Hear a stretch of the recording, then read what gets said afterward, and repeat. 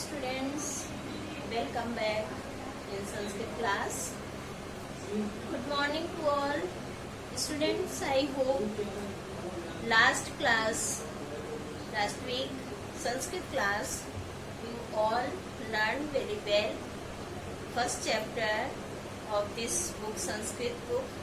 First chapter was the Sanskrit Bhasha.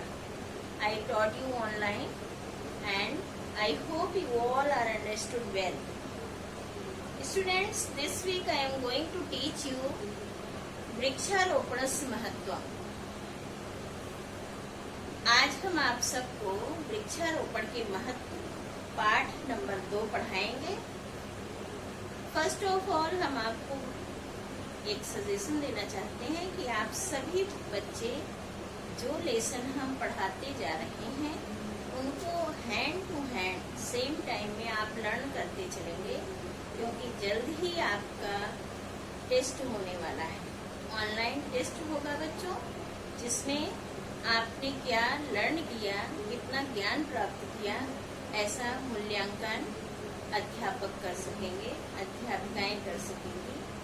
तो हमारा सभी बच्चों को यह क्या कह सकते हैं, हम सजेशन है कि आप सब साथ साथ उसको याद करते चलिए. Second thing I am telling that आप सभी जब हम आपको पढ़ा रहे हैं उस समय आप सभी बुक लेकर बैठेंगे और बुक के साथ आपके हाथ में एक पेंसिल होना चाहिए. क्योंकि जब हम पाठ की हिंदी आपको एक्सप्लेन करेंगे, बताएंगे, ट्रांसलेट करेंगे, उस समय आप जिस वर्ड को आपको लगता है कि टफ है, जिस शब्द की मीनिंग आपको लगता है कि नहीं पता है और आप नोट करना चाहते हैं हमारे पढ़ाते समय, पढ़ाने के बीच में, आप वहाँ नोट कर सकते हैं अगर आपके हाथ में पेंसिल रहेगी. अदरवाइज आप भूल जाएंगे.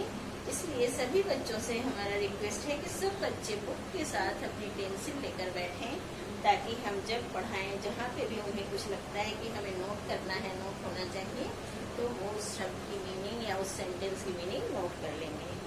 तो बच्चों, let us move that chapter number 2. and now I am going to teach you chapter number 2, वृक्षारोपणस्य महत्व. आइए चलते हैं, वृक्षारोपण के महत्व को पढ़ते हैं.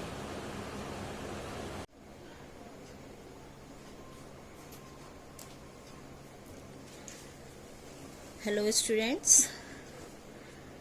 let me start the chapter number 2, वृक्षारोपणस्य महत्व. Focus all of you on the book, page number 13 and chapter number 2. ये आप देख सकते हैं, चैप्टर आपके सामने खुला है. हम स्टार्ट करते हैं. सभी बच्चे ध्यान से सुनेंगे और लास्ट के 10 मिनट में आपको कोई भी डाउट है तो आप पूछ सकेंगे हमसे. ठीक है. वृक्षारोपणस्य महत्वम, वृक्षारोपण का महत्व. वृक्षारोपण मतलब वृक्ष को लगाना, वृक्ष को रोपित करना, लगाना. ठीक है. वत्सा, वत्स, वृक्षा केवलम सौंदर्याय न सन्ति. वृक्ष, पेड़ केवल सौंदर्य के लिए नहीं होते. पेड़ केवल सौंदर्य के लिए नहीं होते. अपितु वृक्षैः तत्रत्या मृत्तिका अपसुरक्षिता भवति. अपितु, अपितु आप अपितु ही लिख सकते हैं. वृक्षैः वृक्षों से, तत्रत्या वहाँ की, मिट्टी की भी सुरक्षित होती है. ध्यान से देखिए.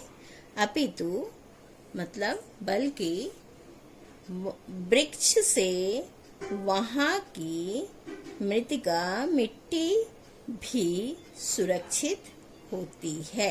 भवति माने होती है. आगे आइए. वृक्षाणाम अभावे मरुभूमि प्रसारः संभवति. कह रहे हैं वृक्षों के अभाव में, वृक्षाणाम षष्ठी विभक्ति बहुवचन है, वृक्षों के अभाव में मरुभूमि का प्रसार संभव होता है। मरुभूमि माने बंजर भूमि, रेगिस्तान टाइप की जो भूमि होती है, ठीक है। कह रहे हैं वृक्षों के अभाव में मरुभूमि का, यहाँ का आ जाएगा, प्रसार संभव होता है। अर्थात वृक्ष नहीं लगाएंगे तो वो जमीन जो है वो रेगिस्तान की तरह, मरुभूमि की तरह हो जाएगी। अतः इसलिए वृक्षाणाम रक्षा आवश्यकी, इसलिए वृक्षों की रक्षा आवश्यक है। स्टूडेंट्स ध्यान से देखेंगे। अतः इसलिए वृक्षाणाम षष्ठी विभक्ति है, वृक्षों की रक्षा आवश्यक है। अपि च जलानां वर्षणे परिवेश शुद्धिकरणे फलदानेन छायादानेन च अस्माकं पोषणे वृक्षाणां महती उपादेयता। और भी, च की मीनिंग आगे आ जाएगी, च माने और भी, जलानाम वर्षेण पानी की वर्षा के लिए अर्थात बारिश के लिए, परिवेश शुद्धिकरणे वातावरण की शुद्धता के लिए, वातावरण को शुद्ध करने के लिए, फलदानेन फल देने के लिए, और फिर यहाँ पे आगे हो जाता है, जिस शब्द के बाद च होता है बच्चों, च का मीनिंग और होता है, वो हिंदी बनाने पे उस शब्द के पहले हो जाता है। तो और छाया दानेन, छाया देने के लिए, हमारा पोषण करने के लिए वृक्षों की महत्ता, महान योगदान है। ध्यान से सुनिए फिर से। और भी, च माने और, अपि माने भी, तो और आगे आ जाएगा। और भी बारिश के लिए अर्थात पानी की वर्षा के लिए, वातावरण की शुद्धि के लिए, परिवेश माने वातावरण, वातावरण की शुद्धि के लिए, फल देने के लिए, और छाया देने के लिए, च आगे आ जाएगा, और छाया देने के लिए, अस्माकम हमारे पोषण के लिए वृक्षों का महान योगदान है। उपादेयता माने योगदान। ये देखिए, आप जो नोट करना चाहते हैं, हमने इसीलिए आपको बोला था कि सब पेंसिल लेके बैठेंगे कि जिस भी शब्द का आपको, फॉर एग्जाम्पल हम आपको ये अंडरलाइन करके दिखाते हैं, इसका मीनिंग सामने लिख लिया, ठीक है। वृक्षों का महान योगदान है। Clear students? Next paragraph. केचित अज्ञानवशात् केचित स्वार्थपूर्ते तान छिन्दन्ति। केचित माने कुछ अज्ञानता से, उनको इस बात की जानकारी नहीं है कि पेड़ काटने से कितनी हानियां होती हैं, तो अज्ञानता के कारण। केचित स्वार्थपूर्ते, कुछ लोग जो हैं वो स्वार्थ पूर्ति के लिए, तान छिन्दन्ति उन्हें काटते हैं। तान माने उन्हें, छिन्दन्ति माने काटते हैं। ध्यान से देखिए फिर। कुछ लोग अज्ञानता के कारण, कुछ स्वार्थ पूर्ति के लिए उन्हें काटते हैं। ते न जानन्ति, वे नहीं जानते। वे, ते माने वे, न माने नहीं, जानन्ति जानते, वृक्ष छेदे जीव हत्या भवति। वृक्ष काटने से, वृक्ष छेदे जीव हत्या, वृक्ष को काटने से जीव हत्या होता है।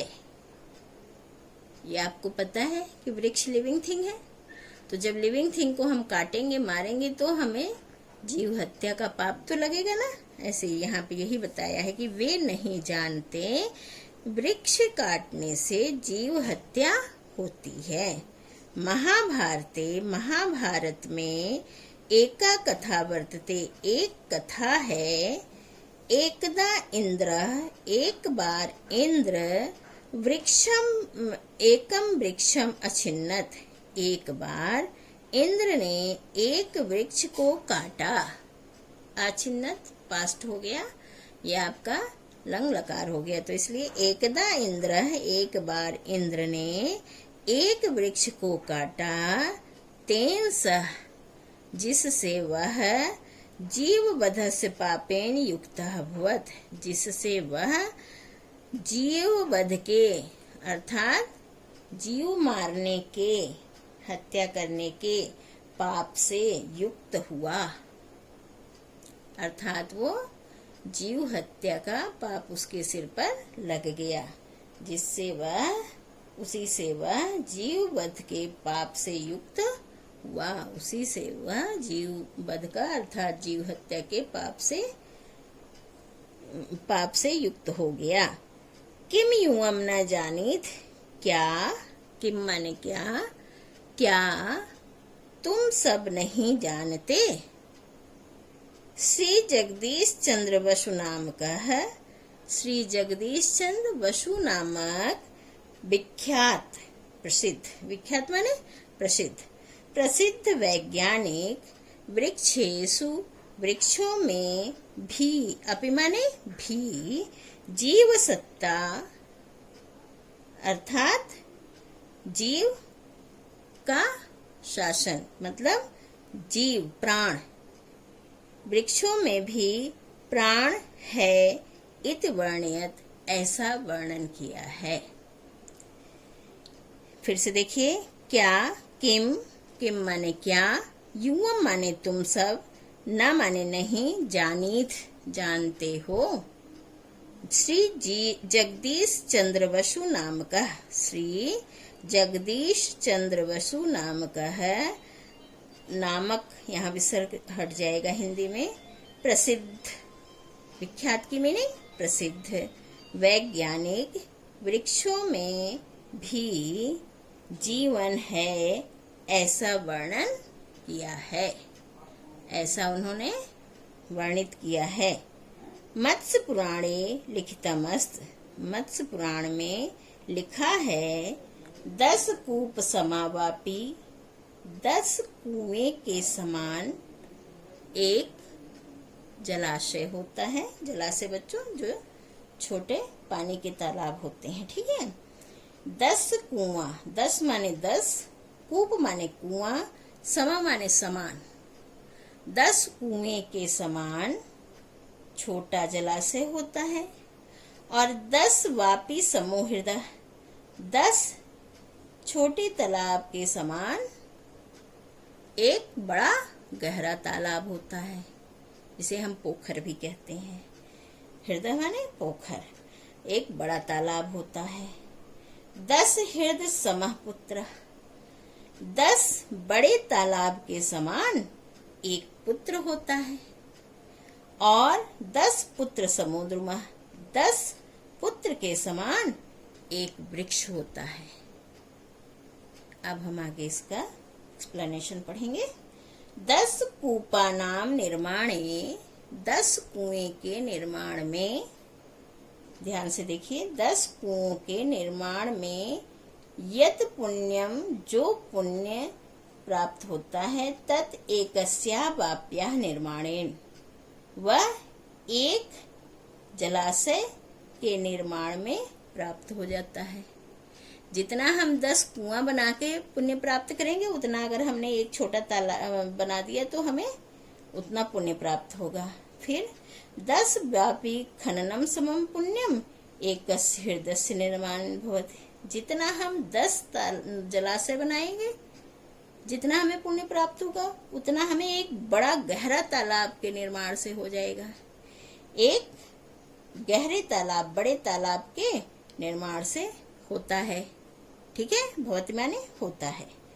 10 हृदय नाम निर्माण, और 10 बड़े तालाब को बनाने में जो हमें पुण्य मिलेगा, तद एकस्य पुत्र उत्पादेन, वह पुण्य एक पुत्र के पैदा करने से प्राप्त हो जाएगा। अगर हमारे एक पुत्र पैदा होता है, हमारे एक पुत्र होता है, तो वो जो हमने 10 बड़े तालाब बनाए थे, उतना पुण्य हमको प्राप्त हो जाएगा। आगे देखिए बच्चों, 10 पुत्राणाम उत्पादेन यत महत्वम, 10 पुत्रों के उत्पन्न होने का जो महत्व है, तत् एकस्य वृक्षस्य रोपणेन भवत, वह एक वृक्ष के लगाने से होता है। अर्थात एक वृक्ष के रोपण से होता है, मतलब एक वृक्ष को अगर हम लगाते हैं तो जितना पुण्य हमें 10 पुत्र पैदा करने पे मिलेगा उतना हमें एक वृक्ष लगाने से ही प्राप्त होता है। आगे देखिए, अतः यूयम, इसलिए तुम सब अपि भी स्वगृहे, अपने घर में एकैकम, एक एक वृक्ष रोपणम, वृक्ष का रोपण अर्थात वृक्ष लगाइए, वृक्ष रोपणम, वृक्ष रोपण करिष्यत, करिए, करेंगे, तेसाम संरक्षणम च करिष्यत।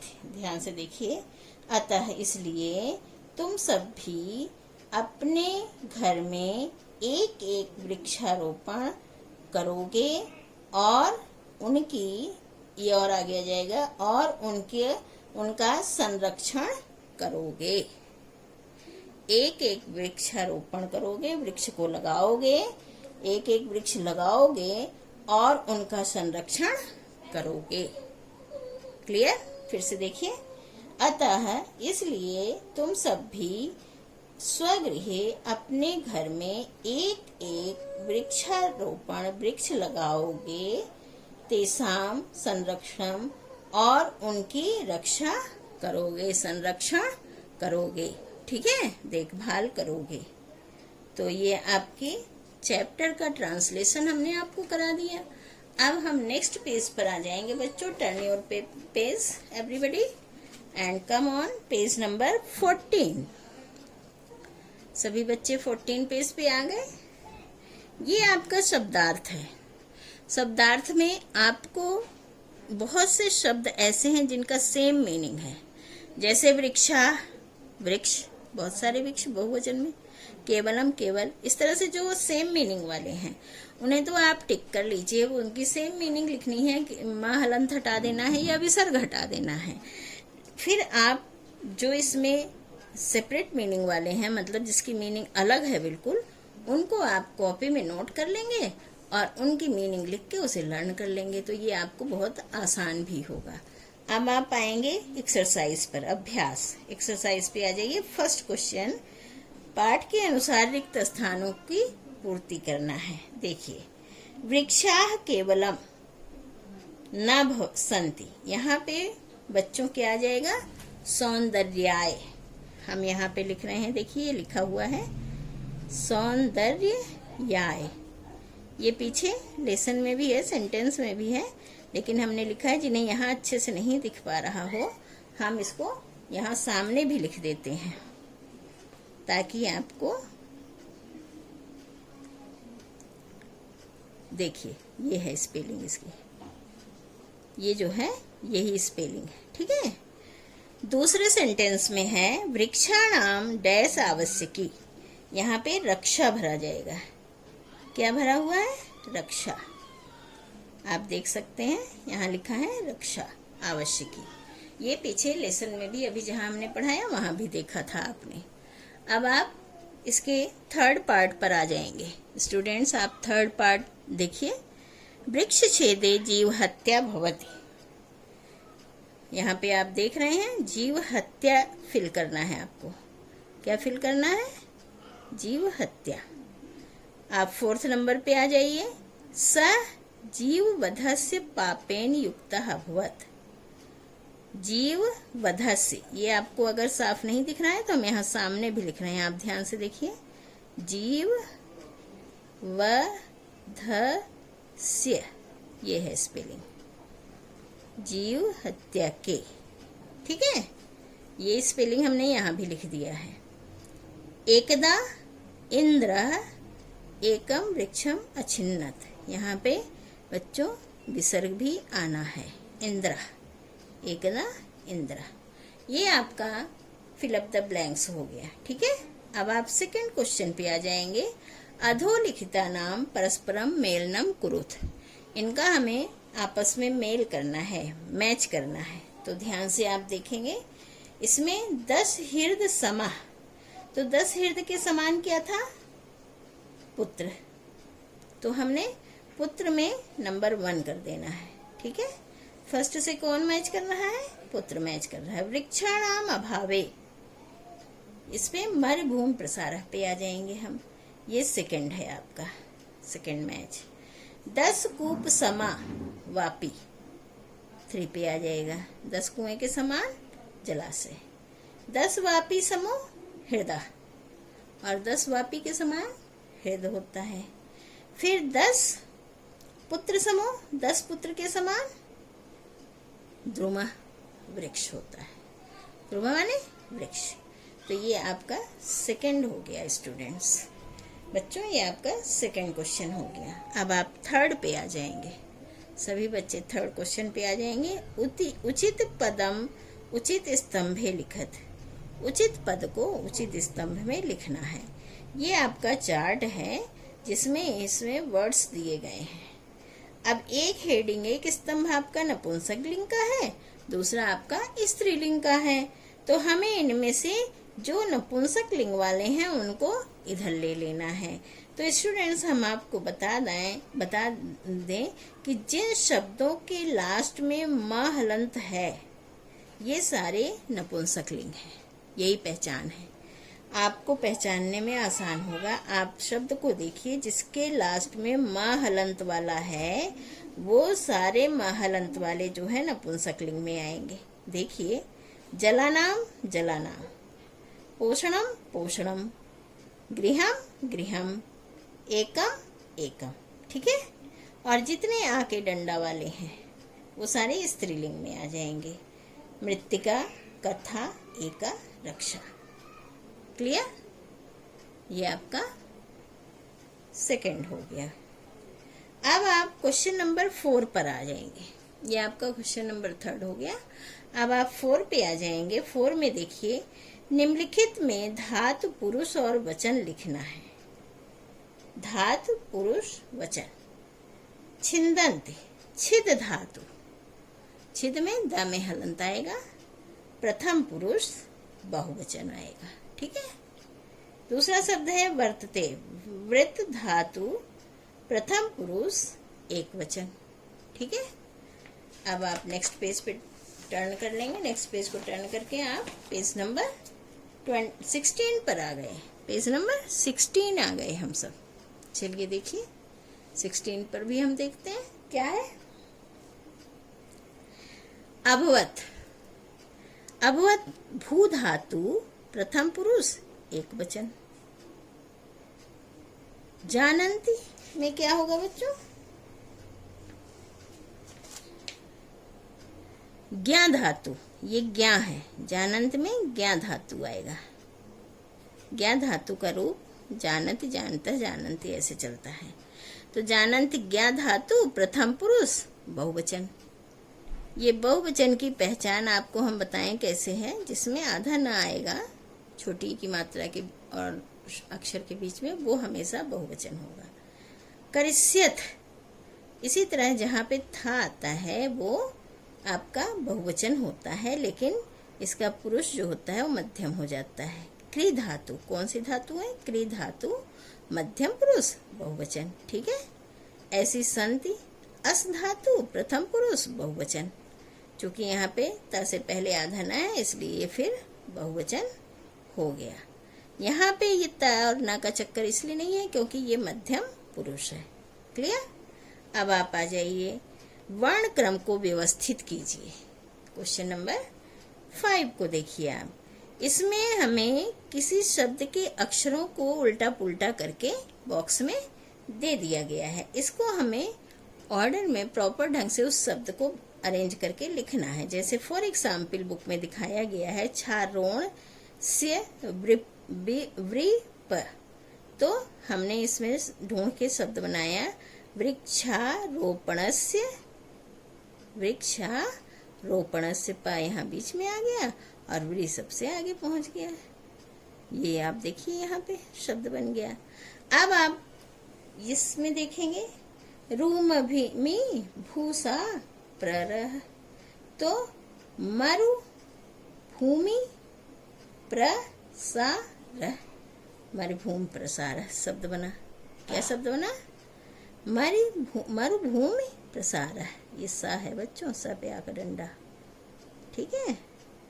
अब आता है ज श्री दीग च चंद्र, तो ये जगदीश चंद्र बन जाएगा। क्या बन जाएगा बच्चों? जगदीश चंद्र बन जाएगा। ये द है, द में नीचे र लगा। रिप शुभेशस्य, तो परिवेशस्य, परिवेशस्य बन गया। ये वह पे एक ही मात्रा है आपका। फिर छाया दानेन, छाया दानेन बन गया। क्लियर? अब 10 द आगे आ जाएगा, 10 वापी समूह, 10 वापी समूह। वापी में प पे बड़ी की मात्रा है। ठीक है, ये आप समझ गए। अब आप आएंगे एक पद में उत्तर लिखिए। एक पद में उत्तर मीन्स एक शब्द में। वृक्षा केवलम किमर्थम न सन्ति, वृक्ष केवल किस लिए नहीं होते? तो इसका आंसर हुआ सौंदर्याय। इसमें न आधा है स्टूडेंट्स, यहाँ पर आपका ये न आधा ना है। सौंदर्याय ये है आपके। ठीक है। वृक्षाणाम अभावे कस्य प्रसारः संभवति, मरुभूमि, मरुभूमि मरु रापे छोटे बड़े की मात्रा, मरुभूमि प्रसारः। केचित् स्वार्थपूर्ते किम कुर्वन्ति, वृक्षाणि, ये वह है, वह में री की मात्रा है। वृक्षाणि छिन्दन्ति, तो वृक्षाणि में आ का डंडा होगा और ये मात्रा होगी। ये डंडे, ये वाली डंडे की जरूरत नहीं है। वृक्षाणि छिन्दन्ति। क्लियर? एकदा इंद्र कम छिन्नत, कम के स्थान पर वृक्षम आ जाएगा। इसका आंसर क्या है? वृक्षम। इंद्र कस्य पापेन युक्तः अभवत्, कस्य की जगह जीववधस्य, क्या आ जाएगा बच्चों? इंद्र जीववधस्य पापेन युक्तः अभवत्, जीववधस्य आ जाएगा। ये ध धनुष है, जीववधस्य। ठीक है। अब आप आएंगे श्लोक पूरा करने में। श्लोक पूरा करने के लिए आप पीछे के श्लोक देख सकते हैं, फिर भी हम आपको बता दें। 10 कूप समूह वापी, ये आपका वापी है। ठीक है। और 10 वापी समूह हृदय, उसमें पीछे लिखा हुआ है हृदय, जो हा में रहा है और द अच्छा विसर्ग। फिर 10 हृदय समः, इसमें हा में र भी है बच्चों। हृदय समः पुत्र, 10 पुत्र समूह द्रुमः। क्लियर? ये आपका हमने चैप्टर नंबर 2 के पूरी एक्सरसाइज आपको करवा दी है, और ये भी, और हमने आपको पूरा पाठ अच्छे से ट्रांसलेट कर दिया है। स्टूडेंट्स, हमने पाठ ट्रांसलेट कर दिया है। I hope you all are understood well, and you will write this chapter in your Sanskrit copy. आप इस पाठ की हिंदी संस्कृत की कॉपी में लिखेंगे, और शब्दार्थ में जो शब्दार्थ सेम नहीं है, मीन्स जिस शब्द की मीनिंग सेम नहीं है, जैसे वृक्षा की मीनिंग वृक्ष ये सेम है, तो जिनकी सेम नहीं है उनको आप कॉपी पर उतार लेंगे और क्या करेंगे, उनकी मीनिंग याद कर कर लिख लेंगे। तो ये आपका लेसन कंप्लीट हो गया है, and I hope you will follow my suggestion and you will learn same time when you study this chapter. Same time you will learn also exercise and word meaning and translation of the chapter. Then coming days you will get the one date for your test. Students, when you learn, then you can attempt nicely your test. Thank you all. I hope you all are understood well and learn well.